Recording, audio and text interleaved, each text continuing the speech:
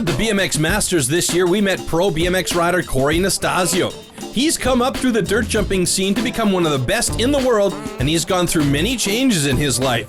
Today, he tells us more about this journey.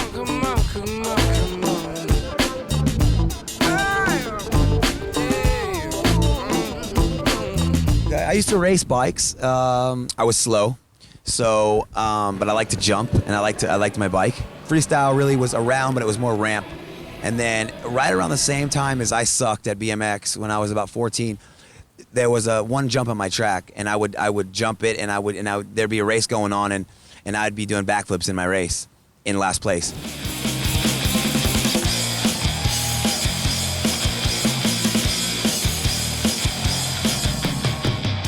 In the beginning, you have all these tricks, but when it comes time to get on the roll in and you're looking across the board with 20, 30, 50 of the best of the world all come together to see who's got what, you go through a stage where you learning experience, you get lucky a lot of times as a young kid, and then the pressure's on. You start doing interviews, people want you here, they want you there, it starts getting to your head, but you just gotta block it all out and go through some wins and some loses and just gain some experience.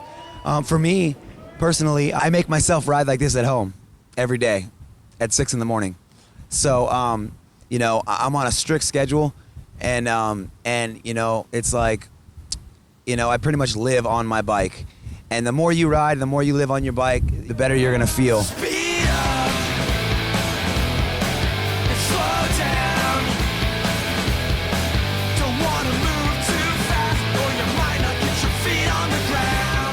The physical part of this sport is extreme. It really is. I mean, 1 minute you feel like the man, the next minute you're in the hospital. You got to know when to hold them. You got to know when to fold them.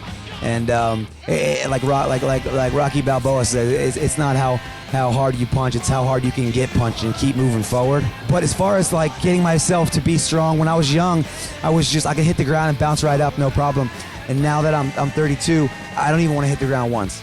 So what I got to do is physically, and if I do, I got to be able to take it. Nothing's gonna, break. Knock on wood. And so with that said, I'm in the gym, just as much as I'm on my bike. Wasn't always like this for Cory, though. He even wanted to quit after his close friend Stephen Murray wasn't able to ride anymore after a serious injury.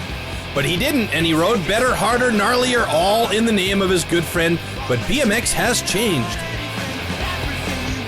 With like tools to utilize, like the foam pits these days, kids can figure the trick out before they try it in real life and then snap themselves until they pull it. So now it's kind of like cheating. Back in the day, I would do a backflip on a jump, first time, no support, nothing's gonna catch me. I gotta pull it or I'm gonna get hurt. That was what I used to face.